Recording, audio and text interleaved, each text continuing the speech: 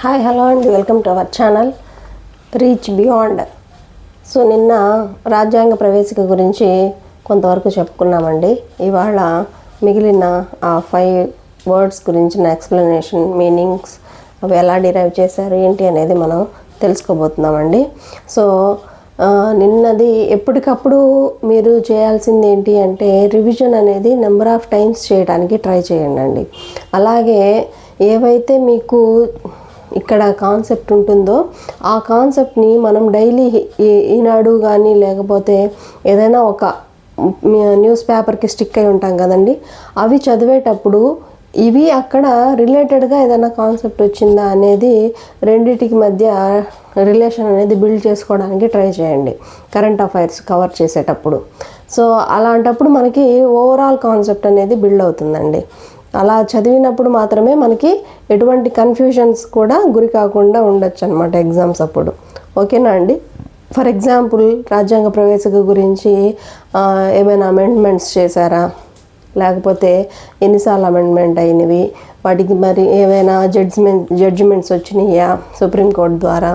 So ఇలాంటివి మనకి daily న్యూస్లో ఈ కాన్సెప్ట్ పైన కొన్ని టాపిక్స్ వస్తూ ఉంటాయండి. అలాగే మనకి ఎడిటోరియల్స్ చదువుతాం కదండి ఖచ్చితంగా కరెంట్ అఫైర్స్ కోసము అండ్ కాన్సెప్ట్ బిల్డింగ్ కోసం, ఏదైనా కాన్సెప్ట్ తెలుసుకోవడానికి, ఒపీనియన్స్ తెలుసుకోవడానికి ఆ ఎడిటోరియల్స్ చదివేటప్పుడు కూడా ఒక్కొక్కసారి మన రిలేటెడ్ టాపిక్స్కి సంబంధించి వస్తూ ఉంటాయండి. అవి కూడా మనం కట్ చేసి పెట్టుకొని ఆ కాన్సెప్ట్తో పాటు వాటిని కూడా చదువుకుంటే మనకి డిస్క్రిప్టివ్ మోడ్లో ఇచ్చిన, ఆబ్జెక్టివ్ మోడ్లో ఇచ్చిన మనం ఆ ఆన్సర్ని ఫుల్ఫిల్ చేయొచ్చు అనమాట. ఓకేనా అండి? సో ఏవైనా కాన్సెప్ట్, అది నాట్ ఓన్లీ పాలిటీ అండి, ప్రతి సబ్జెక్ట్కి సంబంధించి కూడా మనం డైలీ న్యూస్ పేపర్ చదువుతాం కదా, దానికి రిలేటెడ్గా కరెంట్ అఫైర్స్లో ఏదైనా రిలేటెడ్ టాపిక్ ఉంటే ఆ టాపిక్ని రిలేటెడ్గా చదువుకుంటూ పోతే మనకి ఫుల్ ఫ్లెడ్జ్ ఆఫ్ కాన్సెప్ట్ అనేది బిల్డ్ అవుతుందండి. ఓకేనా? So today we're going to discuss about the preamble అండి. ప్రియాంబుల్లో కొంత పార్ట్ ఉంది కదా మనకి పెండింగ్, అక్కడి నుంచి చూద్దాము. సో నెక్స్ట్ గణతంత్ర రాజ్యం అండి. గణతంత్ర రాజ్యం. సో వాట్ ఈజ్ రిపబ్లిక్ అంటాం కదండి. సో రిపబ్లిక్, గణతంత్ర రాజ్యం అంటే ఏంటి అంటే, గణతంత్ర మీన్స్ ఇండివిజువల్గా ఇంతకుముందు మనల్ని బ్రిటిష్ వాళ్ళు పరిపాలించినప్పుడు వాళ్ళ రూల్స్ అండ్ రెగ్యులేషన్స్ కింద మనము డిపెండ్ అయ్యి వర్క్ చేసాము. సో అలా కాకుండా మన రూల్స్ అండ్ రెగ్యులేషన్స్ మనమే రాసుకుంటూ ఒక కాన్స్టిట్యూషనల్గా వెళ్తూ మన డెసిషన్స్ని మనమే తీసుకొని ఇండిపెండెంట్గా అవటం అనేది గణతంత్రానికి ఒక మీనింగ్గా చెప్పుకోవచ్చండి. సో ఇందులో మళ్ళీ 2 టైప్స్ అనేవి ఉంటాయండి గణతంత్రాలో. ఫర్ ఎగ్జాంపుల్ ఇప్పుడు బ్రిటిష్ వాళ్ళని చూసుకుంటే, బ్రిటిష్ కంట్రీ, బ్రిటిష్లో ఏ టైప్ ఆఫ్ ఉంటుందండి, ఇంకా అక్కడ రాజు కానీ రాణి కానీ ఉంటుంది. సో అక్కడ ఈ అధ్యక్ష స్థానంలో వాళ్ళకి రాజు కానీ రాణి కానీ ఉంటుందండి. సో వేరాజ్ అమెరికా లాంటి ప్రజాస్వామిక డెమోక్రటిక్ కంట్రీస్లో చూసుకుంటే అక్కడ కూడా అధ్యక్షుడే, కానీ ఎక్కడి నుంచి వచ్చారండి వాళ్ళు? రాజులు కాదు, రాణులు కాదు. సో వాళ్ళు పీపుల్లో నుంచి ఒకళ్ళని తమ అధ్యక్షులుగా ఎన్నుకొని కొంతకాల పరిమితి ఉంటుందండి వీళ్ళకి ఖచ్చితంగా. సో రాజు రాణి అంటే వాళ్ళు వారసత్వాన్ని బట్టి వస్తూ ఉంటారు. అదే మనకి అమెరికా అయితే, అమెరికాలో అధ్యక్ష ఎన్నికలు జరుగుతాయి కదండి మనకి. సో అమెరికాలో ఒక కాల పరిమితి అంటూ ఉంటుందండి ఖచ్చితంగా. ఎంతండి కాల పరిమితి? మీకు తెలిసిందే కదా, 5 years. సో ఇలాంటి కాల పరిమితితో వచ్చే ఒక అధ్యక్ష తరహా ఎన్నిక ప్రజాస్వామ్యాన్ని మనము గణతంత్ర రాజ్యంగా చెప్పుకోవచ్చండి. ఓకేనా? సో ఇలాగా 2 రకాలుగా ఉంటుందండి. అలాగే నెక్స్ట్ రాజ్యాంగ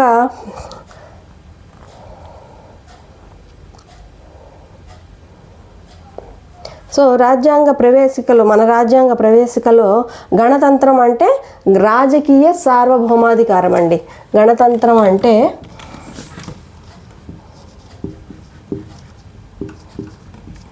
రాజకీయ సార్వభౌమాధికారం.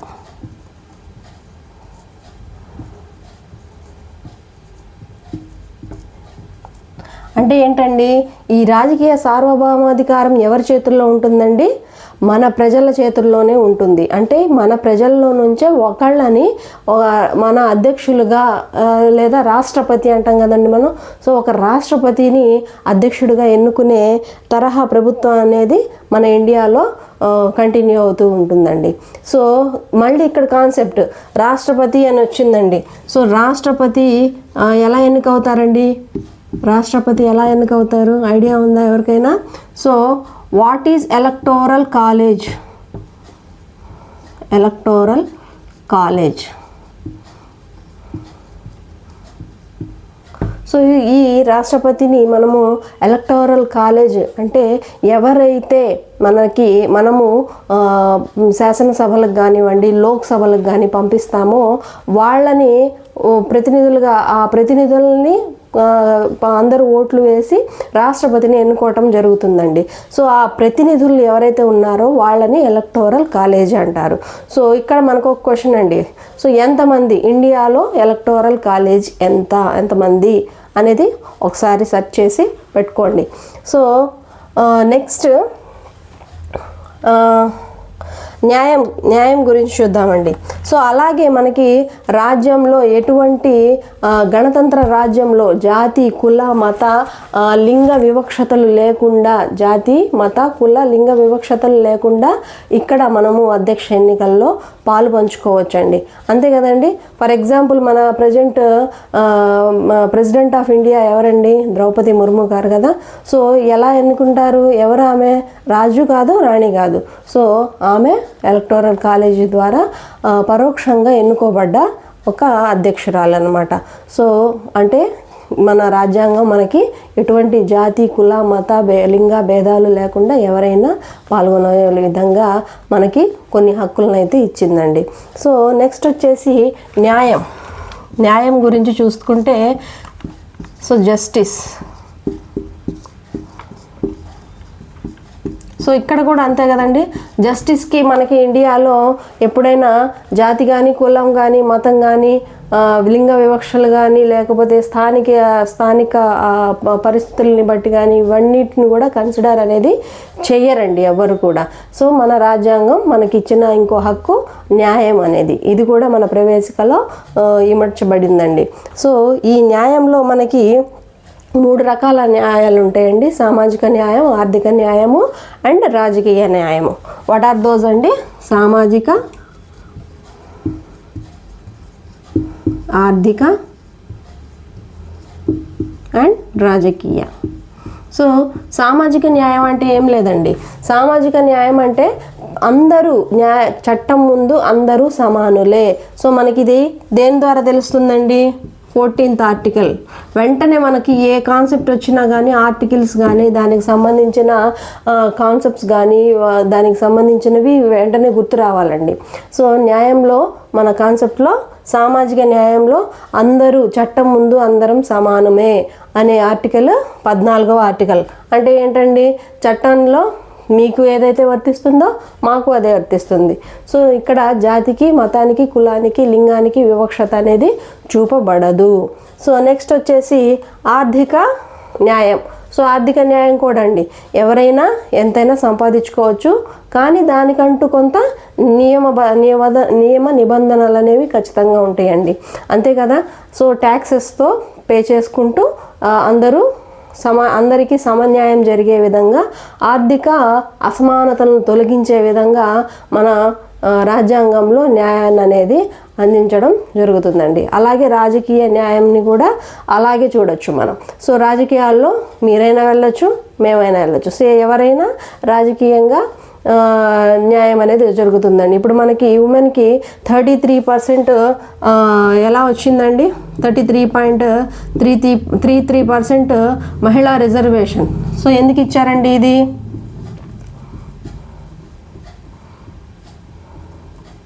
సో ఎందుకు ఇచ్చారు? సో అందరికీ సమన్యాయం ఉండాలి. మహిళలు అనేవాళ్ళు తరతరాలుగా వెనకపడి ఉన్నారు కాబట్టి వాళ్ళు కూడా రాజకీయంగా కానీ ఆర్థికంగా కానీ సామాజికంగా కానీ ఎదగాలి అనే కాన్సెప్ట్ ఉంది కాబట్టి వాళ్ళకి 33% రిజర్వేషన్స్ అనేవి ఇవ్వటం జరిగిందండి. అదేవిధంగా మనకి కులాల విధంగా కానీ దీన్ని బట్టి మనకి రిజర్వేషన్స్ ఉన్నాయి కదండి, ఎస్సీ ఎస్టీ బీసీ. సో అవన్నీ కూడా దేనికోసం ఇవ్వడం జరిగిందండి? న్యాయం జరగడానికి, అందరికీ సామాజిక న్యాయం అనే దాని కాన్సెప్ట్ పైన అందరికీ రిజర్వేషన్స్ అనేవి ఇవ్వటం జరిగిందండి, అందరూ ఆర్థికంగా పురోగమనం చెందటానికి. సో అదేవిధంగా ఈ న్యాయం అనే కాన్సెప్ట్ని మనకి 1970s 17th ఇయర్లో రష్యా విప్లవం నుంచి తీసుకున్నారండి. రష్యా విప్లవం. సో ఈ రష్యా విప్లవం ఏంటి అనేది మనం ఆ కాన్సెప్ట్ వచ్చినప్పుడు దాని గురించి డీటెయిల్గా చెప్పుకుందాము. నెక్స్ట్ వచ్చేసి మనకి స్వేచ్ఛ అండి.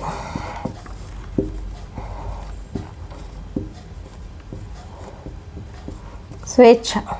సో ఇక్కడ ఫ్రీడమ్ అనేది ఎవరెవరికి ఉంటుందండి ఇండియాలో? ఏదైనా కొంత ఒక కులానికి కానీ ఒక మతానికి కానీ అలాగా ఇన్స్టింక్ట్ అయి ఉందా అండి? అలా ఏం లేదు కదా. సో ఎవరైనా ఇంత ముందులాగా కాకుండా స్వేచ్ఛగా బ్రతికే హక్కు అనేది ప్రతి ఒక్కళ్ళకి ఇవ్వటం అనేది జరిగిందండి. సో దానికంటూ కొన్ని పరిమితులు కూడా ఇవ్వడం జరిగిందండి దాంతోపాటు.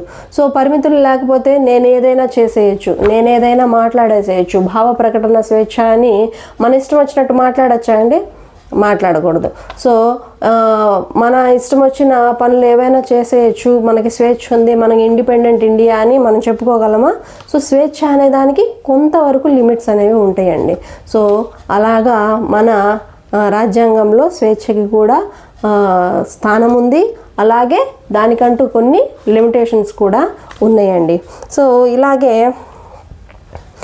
మనకి ఫర్ ఎగ్జాంపుల్ మన ప్రభుత్వ ఉద్యోగాల్లో అందరూ పార్టిసిపేట్ చేయొచ్చు, మీరైనా ఎవరైనా పార్టిసిపేట్ చేయొచ్చు. సో వాటిల్లో అందరికీ స్వేచ్ఛ ఇవ్వబడింది. సో అది ఏ ఆర్టికల్ అండి? మనకి 16th ఆర్టికల్. 16th ఆర్టికల్లో ప్రభుత్వ ఉద్యోగాల్లో సమాన అవకాశాలు. గుర్తుండే ఉంటాయి, ఇవన్నీ బేసిక్స్ కదండి, అందరికీ గుర్తుండే ఉంటాయి ఆల్మోస్ట్. అలాగే అస్పృశ్యత అనేది కూడా 17th ఆర్టికల్. సో అస్పృశ్యత అనేది కూడా స్వేచ్ఛ కిందకే వస్తుందండి. అందరూ ఎవరు అంటరాని వాళ్ళు లేరు, ఎవరైనా స్వేచ్ఛగా ఎక్కడికైనా సంచరించవచ్చు. ఇంతకుముందు గుళ్ళల్లోకి అలాగా అంటరాని వాళ్ళు అంటూ కొంతమందిని బయటే ఉంచే విధంగా రూల్స్ ఉండేవండి. సో అలాంటి వాటన్నిటిని తొలగించి మనకి స్వేచ్ఛగా ఉండే అవకాశాన్ని కల్పించింది మన రాజ్యాంగం. సో అస్పృశ్యత అనేది నేరము, అస్పృశ్యత అనేది పాటించకూడదు, అది అండర్ 17th ఆర్టికల్ అండి. సో అలాగే మనకి బిరుదులు రద్దు అండి. సో బిరుదులు రద్దు అనేది మనకి 185th ఆర్టికల్. సో చాలామందికి డౌట్స్ ఉన్నాయండి, ఆర్టికల్ ఏంటి, నిబంధన ఏంటి, అధికరణలు ఏంటి, ఇవన్నీ కూడా ఒకటేనండి, ఎవరు కన్ఫ్యూజ్ అవ్వద్దు. బేసిక్గా ఫస్ట్ టైం పాలిటీ స్టార్ట్ చేసిన వాళ్ళకి బేసిక్గా ఉండే డౌట్ ఏంటి అంటే ఆర్టికల్స్ ఏంటి, అధికరణలు ఏంటి, నిబంధనలు ఏంటి, 3 డిఫరెంట్ ఏం కాదండి, 3 కూడా ఒకటే అన్నమాట. సో ఆర్టికల్ అన్నా, నిబంధన అన్నా, అధికరణ అన్నా. సో ఈ 185th ఆర్టికల్ దేనికి సంబంధించిందండి? బిరుదులు. సో ఎవరికి కూడా ఇప్పుడు రాజులు రాణులకి రాజా బహదూర్ అని, మన దొరవారని అలాంటి బిరుదులు ఉంటాయి కదా. సో ఆ బిరుదులు అనేవి రద్దు చేయబడినాయి అండి 185th ఆర్టికల్. అంటే ఏంటండి, అక్కడందరూ మనమందరము సమానము, మనకి ఎవరు బాస్ లేరు, మనకెవరు బిరుదులు అనేవి అంటించుకోకూడదు మన పేర్లకి అన్నది ఈ 185th ఆర్టికల్లో మనం తెలుసుకోవచ్చు. సో అలాగే మనకి రాజకీయ సమానత్వం 325th ఆర్టికల్ అండి. 325th రాజకీయ సమానత్వం. సో ఎవరైనా రాజకీయాల్లోకి రావచ్చు, వాళ్ళ యొక్క సేవా దృక్పథము, ప్రజలకి సేవ చేయాలన్న ఆకాంక్ష ఎవరికైతే ఉంటుందో వాళ్ళందరూ కూడా రాజకీయ ప్రవేశము చేయొచ్చును. ఎవరికి కూడా ఈ కులం వాళ్ళు రాకూడదు, ఆ మతం వాళ్ళు రాకూడదు, లేకపోతే నువ్వు ఆడ నువ్వు మగ, సో ఇలాంటి లింగ కుల మత విద్వేషాలు వివక్షతలు అనేవి చూయించకూడదనమాట. సో అది 325th ఆర్టికల్ అండి. అలాగే మనకి వయోజన ఓటింగ్ పద్ధతిలో, సో లోక్సభకి రాష్ట్ర శాసనసభలకి ఓటింగ్ హక్కు వస్తుంది కదండి, అందరూ ఓట్స్ వేస్తాం కదా. సో ఆ ఓట్స్ అనేవి ఇప్పుడు వివక్ష అనేది ఏముంటుందండి, దాంట్లో కులం కానీ మతం కానీ లింగ కానీ ప్రాంత వర్గ భేదాలు ఏమీ చూడకుండా ఎవరికైతే ఇంతకుముందు 21 years ఉండాలండి ఓట్ హక్కు రావాలంటే, సో దాన్ని మళ్ళా మనకి 18 yearsగా చేంజ్ చేయడం జరిగింది. సో రిలేటెడ్గా మనకి ఏది వచ్చినా కానీ వెంటనే గుర్తు రావాలండి. సో January 25th ఏంటండి, ఓటర్స్ డే. సో ఇది ఈ కాన్సెప్ట్కి రిలేటెడ్గా లేకపోయినా వెంటనే మనకి ఓటింగ్ 18 years అని గుర్తొచ్చింది కాబట్టి ఓటర్స్ డే. సో ఎక్కడి నుంచి ఎక్కడికి వెళ్ళింది, ఇంతకుముందు ఎలా ఉండేవి రూల్స్, ఇప్పుడు ఎలా వచ్చేసినాయి, సో ఇలాగా డిఫరెంట్ కంట్రీస్లో ఎలా ఓటింగ్స్ ఉన్నాయి, ఏ ఇయర్స్లో వాళ్ళకి ఓటింగ్ హక్కు వస్తుంది, ఇలాగా ఒక బ్రాడర్ మైండ్ని మనం డెవలప్ చేసుకుంటూ ఉండాలండి కాన్సెప్ట్ మీద. సో నెక్స్ట్, సో లోక్సభకి రాష్ట్ర శాసనసభలకి ఎవరైనా ఓటుని వేయచ్చు. సో అది 326th ఆర్టికల్లో మనకి ఇవ్వటం జరిగిందండి. వయోజన ఓటింగ్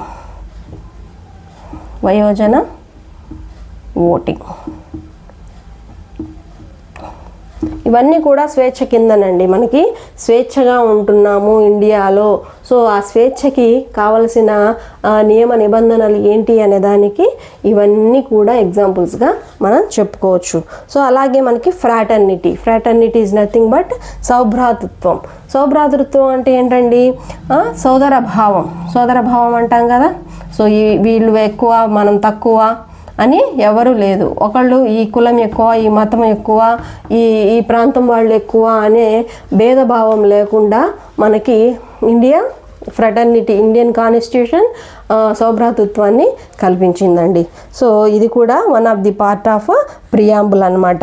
నెక్స్ట్ మనకి వ్యక్తి గౌరవం కానివ్వండి, జాతీయ సమైక్యత కానివ్వండి, సమగ్రత కానివ్వండి, ఇవన్నీ కూడా మనకి ఫ్రాటర్నిటీ కిందనే వస్తాయండి. సార్వభౌమ సౌభ్రాతృత్వం కిందనే వస్తాయండి. సో ఈ వ్యక్తి గౌరవం, సో ఎవరు కూడా